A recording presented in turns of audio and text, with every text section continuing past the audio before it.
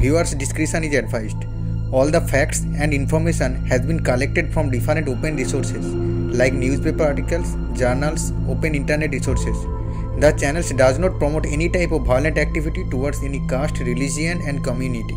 নমস্কার friends, welcome to my channel the M Talkies, a true crime documentary channel. আমরা সবাই জানি বিগত 22শে জানুয়ারি অযোধ্যা রাম মন্দিরে প্রভু রামের প্রাণ প্রতিষ্ঠা করা হয়। কিন্তু বাবরি মসজিদ না রাম মন্দির, এই বিতর্ক বিগত 500 বছরের পর সমাপ্তি লাভ করে। কিন্তু এই সুদীর্ঘ পথ এত সোজা ছিল না। অজস্র বিতর্ক বারবার হিন্দু মুসলিমের সাম্প্রদায়িকতাকে উস্কে দিয়েছিল। আজ আমরা ধর্মীয় নিরপেক্ষভাবে অযোধ্যার এই বিতর্কের শুরু থেকে শেষ অবধি জেনে নেওয়ার চেষ্টা করব। চলুন শুরু করা যাক।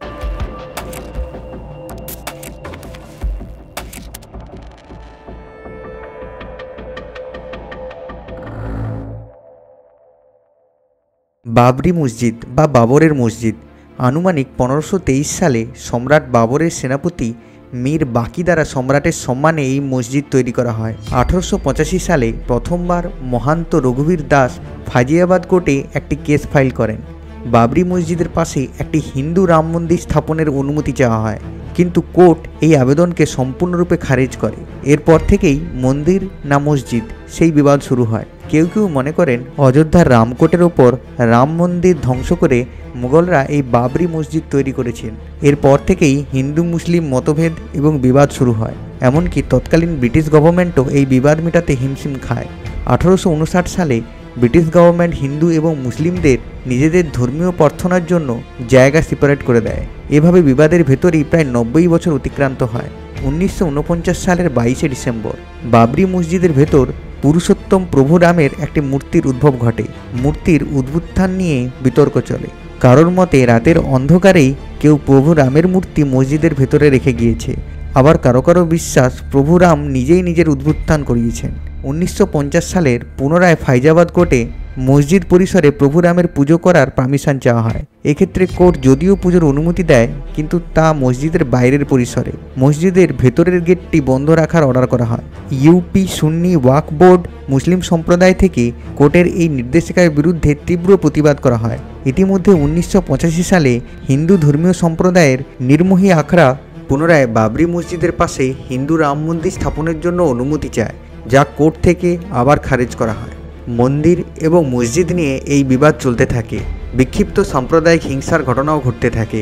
এরই মাঝে 1989 সালের 9ই নভেম্বর তৎকালীন প্রধানমন্ত্রী রাজীব গান্ধী বিশ্ব হিন্দু পরিষদের সহায়তায় রাম মন্দিরের জন্য শিলান্যাস করেন। এখনও পর্যন্ত মন্দির না মসজিদ এই মতভেদে কোর্টে দুটি সংগঠন লড়ছিল, হিন্দুদের সংগঠন নির্মোহী আখড়া এবং মুসলিম সম্প্রদায়ের ইউপি সুন্নি ওয়াকফ বোর্ড। এবার আরও একটি হিন্দু সংগঠন সামনে এগিয়ে এসে কোর্টে মসজিদের ওই জায়গাতে নিজের দাবি জানায়। রামলাল্লা বিরাজমান সংগঠন। একের পর এক রাজনৈতিক দলের ক্ষমতা পরিবর্তন এবং প্রধানমন্ত্রী পরিবর্তিত হলেও এই সাম্প্রদায়িক মতভেদের কোনো সুরাহা হয়ে ওঠেনি। অবশেষে 1992 সালের 6ই ডিসেম্বর ভারতের ইতিহাসে একটি কালো দিন হিসাবেই থেকে যায়। প্রায় 2 লক্ষ উত্তেজিত করসেবক বাবরি মসজিদকে সম্পূর্ণরূপে ধ্বংস করে দেয়। এরপর হিন্দু এবং মুসলিম সম্প্রদায়ের সাম্প্রদায়িক দ্বন্দ্ব চরমতার মাত্রায় পৌঁছায়। দুই সম্প্রদায়েরই অসংখ্য নিরপরাধ মানুষ প্রতিহিংসার শিকার হতে থাকে। 1990 সালে রথযাত্রায় দাঙ্গার পরিস্থিতি তৈরি হয়। 2002 সালের 27 ফেব্রুয়ারি অযোধ্যা থেকে ফিরে আসা হিন্দু করসেবক পুণ্যার্থীদের নিয়ে ফিরে আসা ট্রেনে হামলা করা হয়। ভারতের স্বাধীনতার পর সবচেয়ে ভয়ঙ্কর সাম্প্রদায়িক দাঙ্গা তৈরি করে। প্রায় 1900 জন মানুষ এই দাঙ্গাতে মারা যায়। অযোধ্যার বিতর্কিত সমস্যার সমাধানে এলাহাবাদ হাইকোর্ট এগিয়ে আসে। এলাহাবাদ হাইকোর্টের লখনৌ বেঞ্চের নির্দেশিকায় আর্কিওলজিক্যাল সার্ভে অফ ইন্ডিয়া থেকে কোর্টে একটি সার্ভে রিপোর্ট জমা দেওয়া হয়, যেখানে বলা হয় বাবরি মসজিদের নিচে 10th সেঞ্চুরির একটি হিন্দু মন্দিরের ধ্বংসাবশেষ পাওয়া গেছে, কিন্তু এটি যে রাম মন্দির সে বিষয়ে স্পষ্ট কোনো ধারণা দেওয়া যায়নি। 2010 সালের 30শে সেপ্টেম্বর অযোধ্যার অমীমাংসিত জমি 3টি সমান ভাগে ভাগ করে দেওয়া হয়, যার এক অংশ পায় রামলাল্লা সংগঠন এবং এক অংশ পায় ইউপি সুন্নি ওয়াকফ বোর্ড এবং এক অংশ পায় নির্মোহী আখড়া। কিন্তু এক্ষেত্রেও কোর্টের নির্দেশিকার বিরুদ্ধে মতভেদ তৈরি হয়, কারণ 3 ভাগের 2 ভাগই হিন্দু সম্প্রদায়কে দেওয়া হচ্ছিল। মামলা সুপ্রিম কোর্টে যায়। অবশেষে 2019 সালের 9ই নভেম্বর ঐতিহাসিক শুনানি হয়, যাতে মহামান্য সুপ্রিম কোর্টের নির্দেশিকাতে অযোধ্যার ওই অমীমাংসিত 2.7 একর জমি হিন্দু রাম মন্দির গঠনের জন্যই ছেড়ে দেওয়া হয়। কোর্ট দ্বারা ভারত সরকারকে নির্দেশিকা দেওয়া হয় যাতে দ্বিগুণ জায়গা মানে প্রায় 6 একর জায়গা ইউপি সুন্নি ওয়াকফ বোর্ডের হাতে হস্তান্তর করে দেওয়ার জন্য, যা মসজিদ গঠনের জন্য ব্যবহৃত হবে। আরও ভারত সরকারকে নির্দেশ দেওয়া হয় যাতে একটি মন্দির ট্রাস্ট খুলে মন্দিরের নির্মাণ কার্য শুরু করা হয়। অবশেষে 5ই আগস্ট 2020 সালে ভারতের প্রধানমন্ত্রী নরেন্দ্র মোদী অযোধ্যায় প্রভু রামের মন্দিরের জন্য দ্বিতীয়বার শিলান্যাস করেন।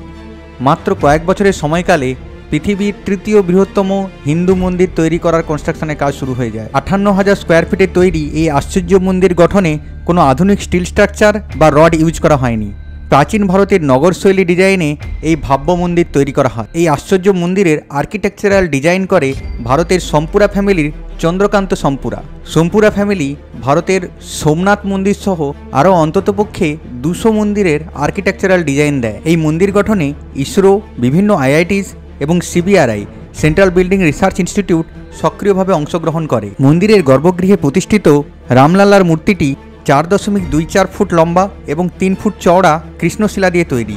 এই পবিত্র মূর্তিটি তৈরি করেন শ্রী অরুণ যোগীরাজ। মন্দিরের আশ্চর্য সূর্য তিলক পদ্ধতিতে প্রতি রামনবমীতে রামলালার মূর্তির কপালে সূর্যালোক এসে পড়বে।